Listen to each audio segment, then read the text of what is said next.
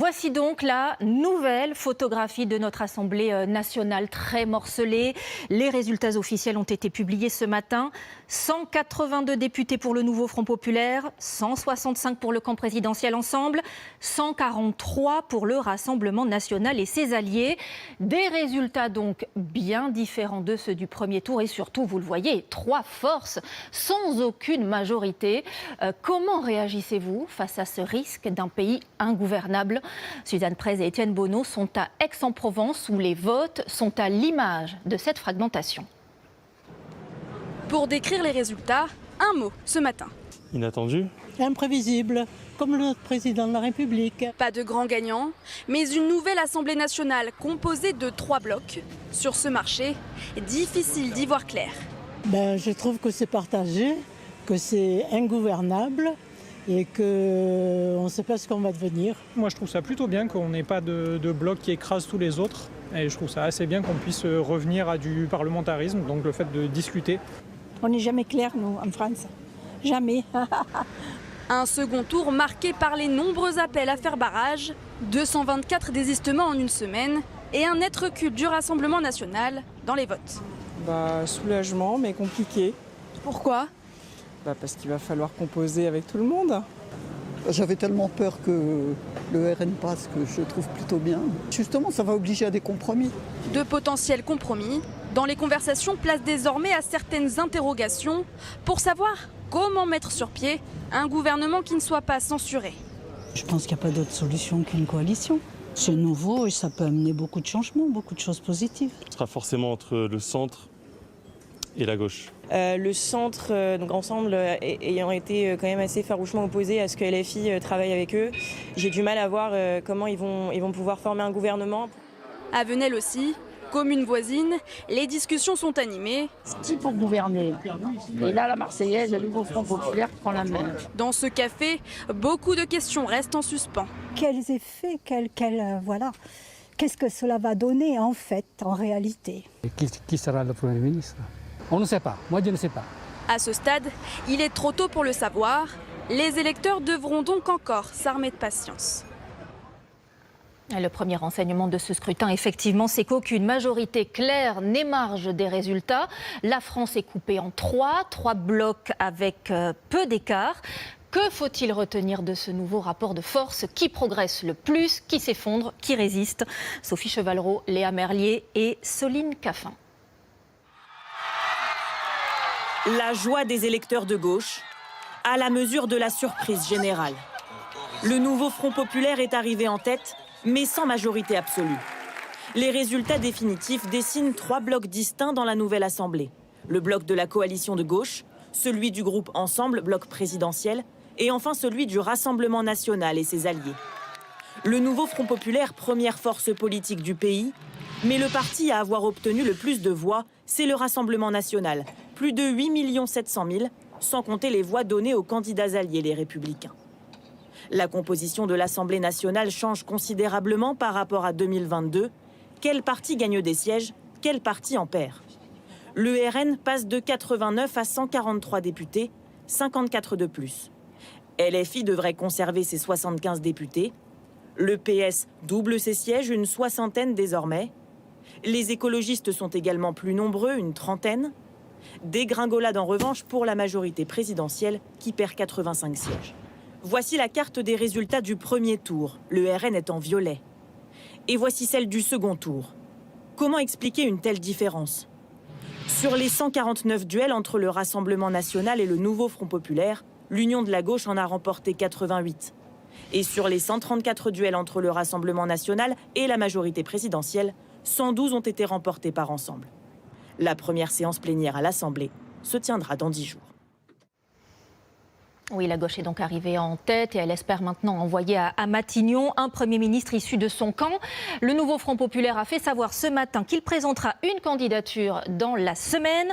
Reste à savoir dans quel parti, puisque dans cette alliance qui n'existait pas il y a 3 semaines, la France insoumise est désormais talonnée par le Parti socialiste. L'union peut-elle durer? Marie Chantrey et Serge Jouve. Dans cette circonscription de la Sarthe, le barrage pour contrer le RN a fonctionné. La sœur de Marine Le Pen était arrivée en tête au premier tour. Elle perd hier soir face à une candidate du nouveau Front populaire. Elle bénéficie du désistement de la candidate du camp présidentiel. Ce matin, les électeurs rencontrés sont partagés entre soulagement et une certaine lassitude. Moi, ce que je pense, c'est que j'ai plus l'impression qu'en fait, les gens ne votent plus forcément comme ils ont envie de le faire et plus contre quelque chose que pour quelque chose.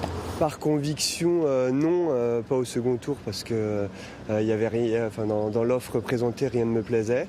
Par barrage, oui, plutôt par barrage. Dans la Somme également, le résultat a été très incertain pour le candidat de gauche François Ruffin. Mais le Front républicain, là aussi, a eu des conséquences dans ce territoire. Il est réélu. Mais les Amiénois croisés dans la matinée s'interrogent sur la suite. Donc il ne faut pas oublier qu'on a du travail à faire pendant les 3 prochaines années, mais pour le moment une grande joie. Tout le monde devrait se mettre d'accord. Je pense que gouverner tous ensemble, ce serait bien. Est-ce possible? Je ne sais pas, je ne suis pas devin, je ne suis pas dans la politique. Peut-être s'asseoir sur certaines choses pour essayer d'avancer dans le bon sens. Arrivée en tête du second tour, l'alliance de gauche est mise au défi de s'accorder et de dialoguer. Loin d'être simple, tant les désaccords sont nombreux. 182 députés élus, loin d'une majorité absolue et des rapports de force encore à stabiliser. Selon nos décomptes, entre 75 et 80 députés LFI, entre 60 et 70 élus socialistes, entre 28 et 35 députés écologistes. Comment se mettre d'accord? Qui pour aller à Matignon? Le travail ne fait que commencer entre chefs de parti. Bravo à tous. On est prêts. Moi, je vous le dis, on est prêts. C'est juste que la situation politique étant inédite, on ne peut pas choisir un Premier ministre seul en se faisant plaisir. Il faut que dans la semaine, nous puissions être en mesure de présenter une candidature pour Matignon et faire en sorte d'obliger le chef de l'État à tenir compte de cette situation. Cette semaine, nous allons proposer un Premier ministre et un gouvernement, mais Jean-Luc Mélenchon n'est absolument pas disqualifié. Une réunion à huis clos a déjà eu lieu cette nuit.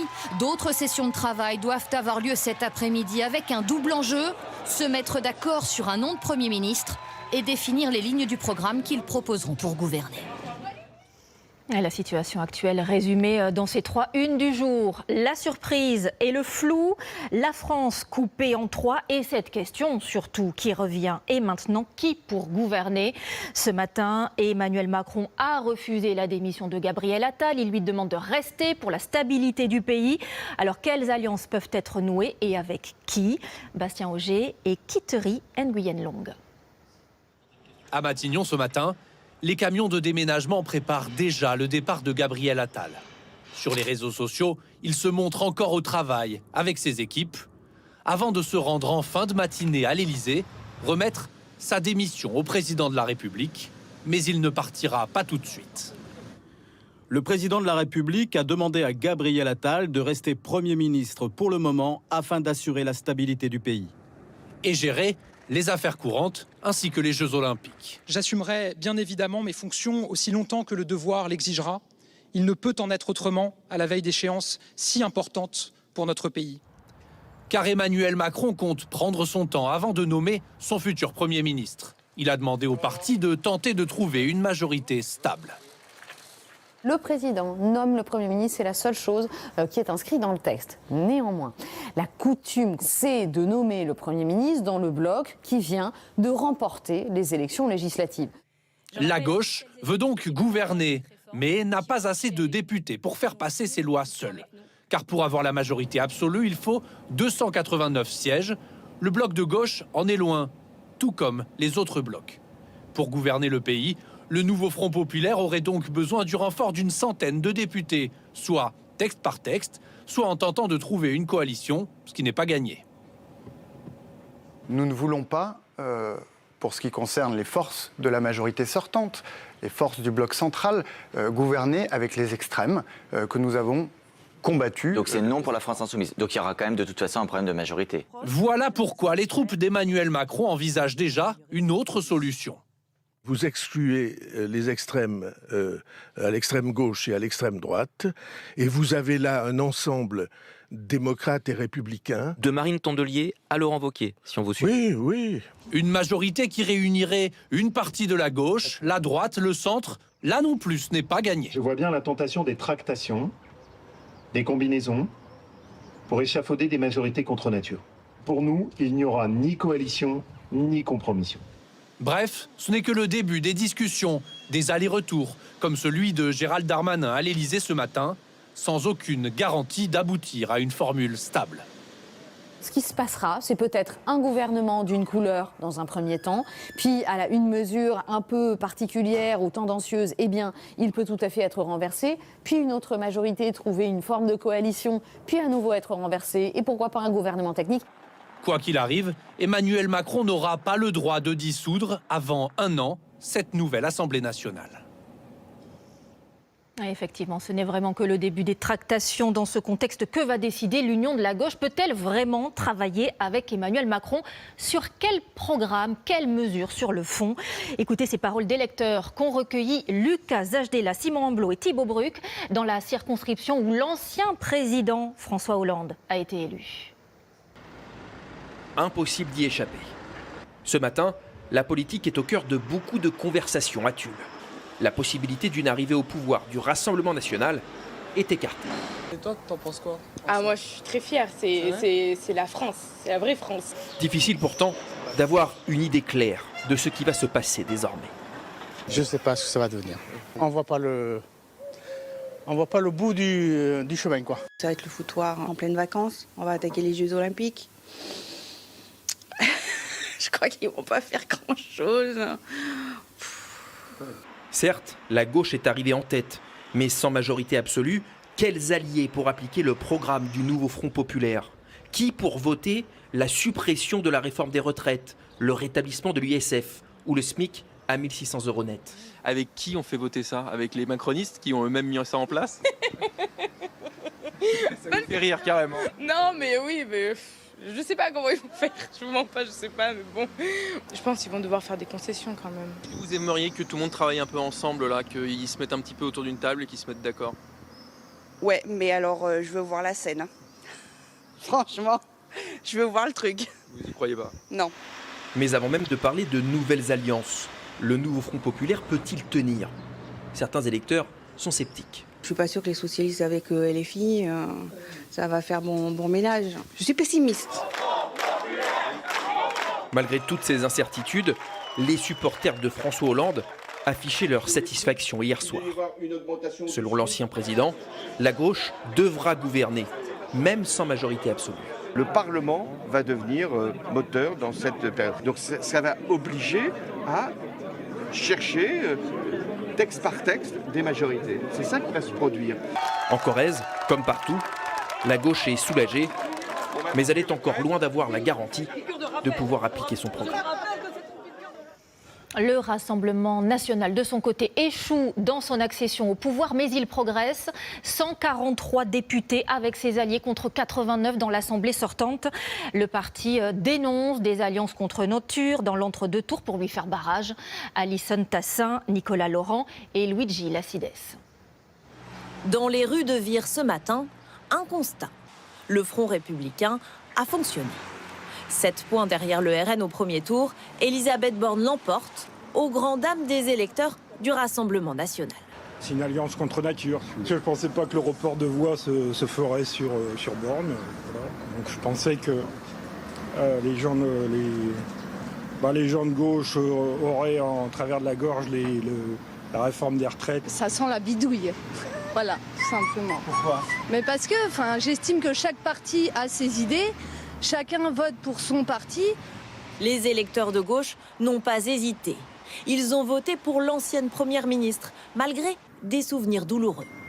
C'était pas une élection facile. On a l'historique, je veux dire, de Madame Borne, qui a fait passer la retraite. Moi, personnellement, j'ai manifesté tous les jeudis. Certes, il y a eu les épisodes des 49-3, mais les Français ont voulu respecter, on va dire, le pacte républicain et voilà, ils ont, comme je disais tout à l'heure, ils ont suivi les consignes au niveau national. Des consignes de barrage très suivies au niveau local comme au niveau national qui ont freiné la progression du RN. Les cadres du parti reconnaissent aussi un problème de casting pour de nombreux députés, fantômes ou aux propos douteux, voire racistes. On avait peut-être, nous, une dizaine de gens qui peut-être on n'aurait pas dû y être, c'est sûr. on regardera en face et les Français se rendront compte. Vous regarderez mieux la prochaine fois. Hier soir, l'annonce des résultats a douché en quelques secondes l'espoir des militants de voir Jordan Bardella à Matignon. Pour ne pas perdre la face, le RN préfère retenir son bond de 88 à 143 députés avec ses alliés pour cette nouvelle législature et viser le coup d'après. La marée monte, elle n'est pas montée assez haut cette fois-ci, mais elle continue à monter et par conséquent, notre victoire en réalité n'est que différée. Le Rassemblement national pourra aussi compter sur une nouvelle manne financière. Les 8,7 millions de voix recueillies hier leur rapporteront au moins 15 millions d'euros de financement public chaque année. En bref, un point sur quelques personnalités qui étaient à suivre dans ce scrutin. Sachez que Yael Braun-Pivet, Éric Ciotti et Alexis Corbière ont été réélus. En revanche, Olivier Véran, Stanislas Guerini, Philippe Poutou, Jean Lassalle et Nicolas Dupont-Aignan, eux, ont été battus. Ils ne sont plus députés.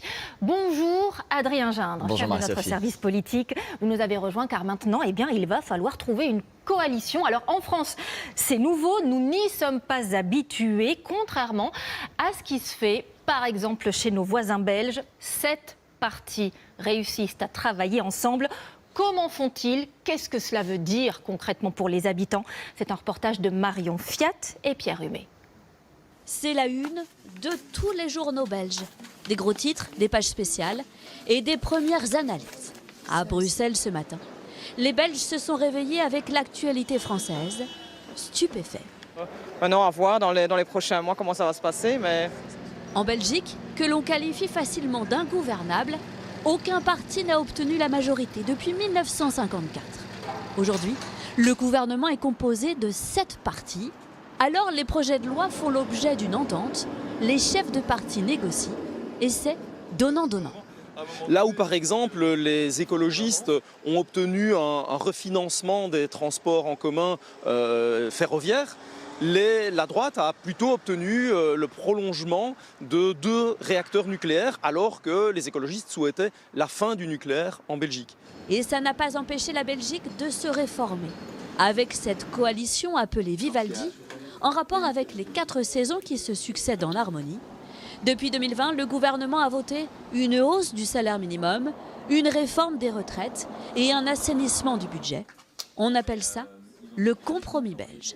C'est un peu ça le compromis. Ce n'est pas toujours extrêmement beau, mais c'est efficace. Donc chez nous, l'efficacité prime sur la grandeur des textes, sur la beauté des accords. Et ça, c'est très important de le dire. Et mieux vaut un petit accord que pas d'accord du tout. C'est vraiment ça l'idée belge. Peut-être que la première qualité des Belges, c'est la patience, parce que la dernière fois qu'ils ont dû avoir un nouveau gouvernement, il a fallu attendre et négocier durant 494 jours. Bon, revenons à notre situation, à nous, Adrien Gindre. Question simple, Emmanuel Macron voulait une clarification. Le pari ce matin semble perdu. Et pourtant, certains proches du chef de l'État, Marie-Sophie, veulent voir le verre à moitié plein. Les Français ont choisi et ils ont choisi de ne pas porter le RN au pouvoir, c'est vrai.